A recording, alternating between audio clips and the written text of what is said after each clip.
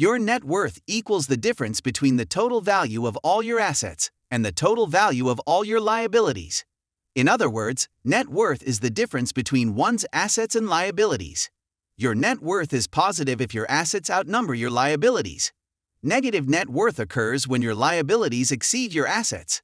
When asked to define their social class, 72% of Americans said they belong to the middle or working classes, according to a 2020 Gallup poll. According to experts, people also consider characteristics such as education, location, and family history when defining their social class. Larger economic trends may also influence how individuals perceive their social standing. In recent years, economic factors such as excessive inflation, waves of employee resignations, struggling small businesses, and other consequences of the coronavirus pandemic have impacted the prosperity and health of workers and businesses. Unfortunately, current class-related statistics from 2019 do not account for the pandemic's economic impact, and the numbers will not be available until late 2022 or later. According to Rakesh Kochhar, a senior researcher at the Pew Research Center, the evidence suggests that the median American household income is either stable or slightly lower than in 2019. Since 2020, inflation has increased, reaching its peak in 2021. However, we are unsure of the current state of wages. The rate of inflation can have an effect on real incomes. The average net worth of American households in 2019, the most recent year for which statistics are available, was $445,900, according to the United States Census Bureau. There was a median net worth of $118,200. This disparity demonstrates how the concentration of wealth among the wealthiest households can affect the mean. Fifth topic is class distinctions and net worth. The term class refers to a social and economic position-based power structure. Class and wealth are not synonymous, despite their close relationship.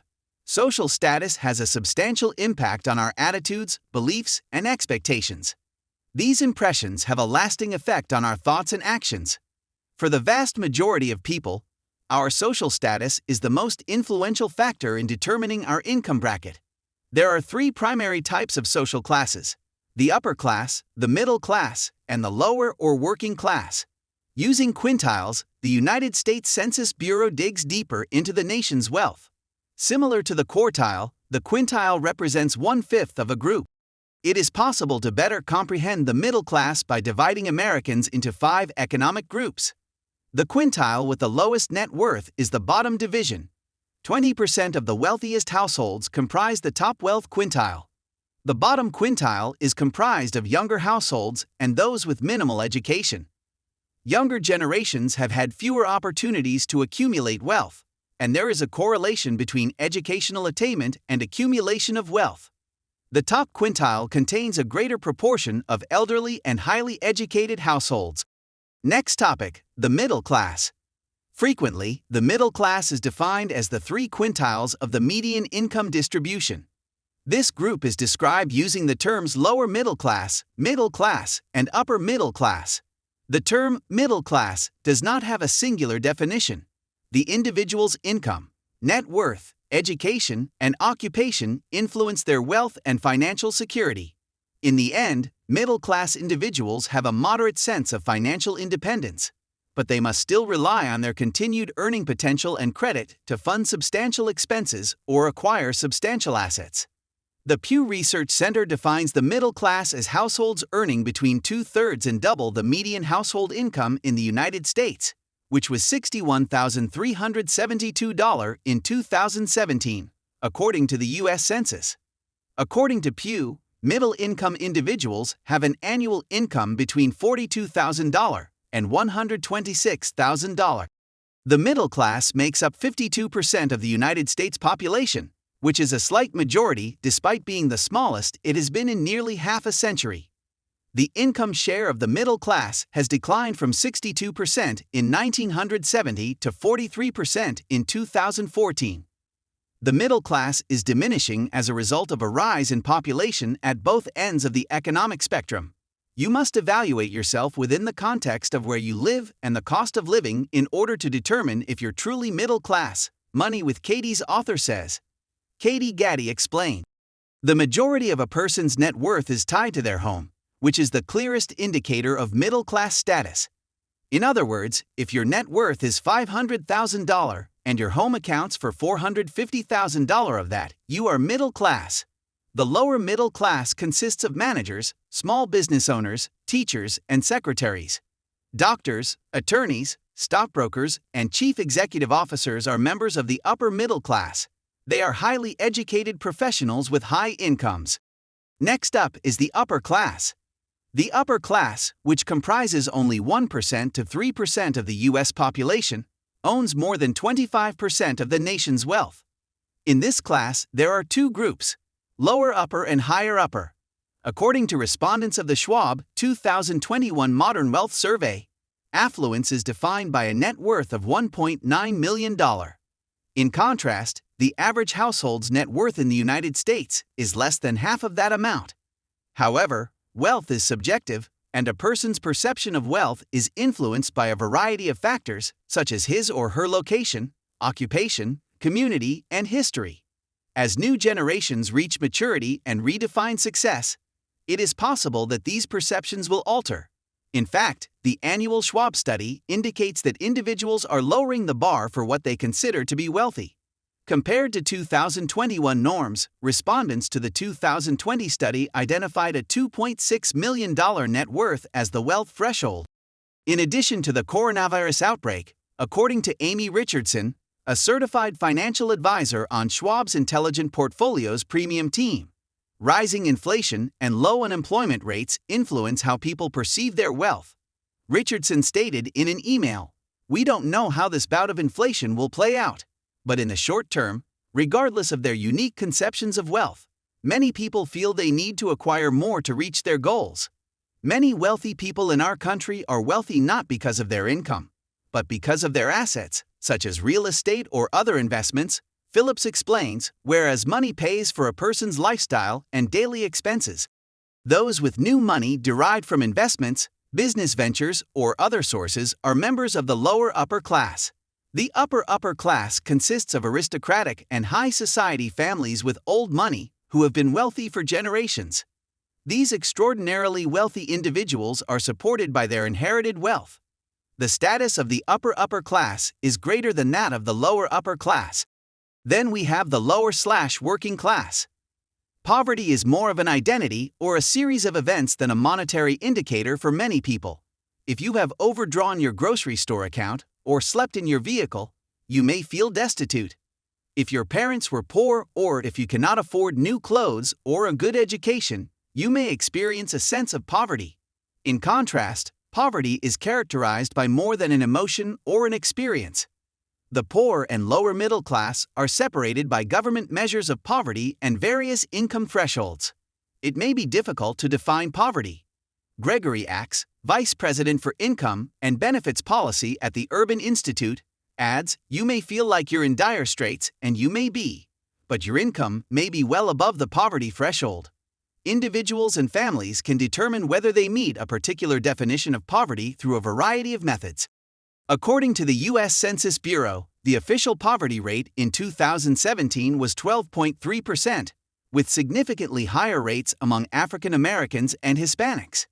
According to the U.S. Census Bureau's 2017 poverty threshold, an individual under 65 without children earning $12,752 per year falls below the poverty line. As household size increases, so does this number. At $24,858 per year, a family of 4 with 2 children under the age of 18 falls below the poverty line. With revised methodology and data, the supplemental poverty measure, another metric, aims to improve the method for assessing income and poverty in the United States. In 2017, the supplementary poverty rate was 13.9%. According to the supplemental poverty measure, the poverty level for 2-child households without a mortgage in 2017 was $23,261, while the poverty level for 2-child households with a mortgage was $27,085. Poverty can be defined in multiple ways. Even if you are not poor, you may still be in need of assistance. On the other hand, someone with a low income but access to money and assets may not be or feel destitute at all. The media frequently stigmatizes the lower class as the underclass, incorrectly depicting impoverished individuals as welfare mothers who abuse the system by having an increasing number of children, welfare fathers who are able to work but do not, drug addicts, criminals, and social trash. Unskilled workers include dishwashers, cashiers, maids, and servers who are frequently underpaid and have limited opportunities for advancement. The term working poor is frequently used to describe them. Carpenters, plumbers, and electricians are among the skilled workers in this industry who are commonly referred to as blue-collar workers. Although secretaries, teachers, and computer technicians may earn more than middle-class workers, their jobs are more physically demanding and, in some cases, dangerous. And last topic is the average net worth by age and education. Because households acquire assets such as real estate, automobiles, and retirement savings over time, their net worth increases with age. According to a study by the Federal Reserve, there is a strong correlation between education and wealth. And education can aid in the creation of wealth in 3 ways. The Head Start advantage. College-educated parents are more likely to earn more than their non-college educated counterparts, giving their children access to better-performing school districts, private schools, and tutoring. Effect of upward mobility. A child born into a family without a college degree can significantly improve their economic standing by earning a degree. Compared to where they would be without a degree, this family's projected income percentile ranking will increase by 23%.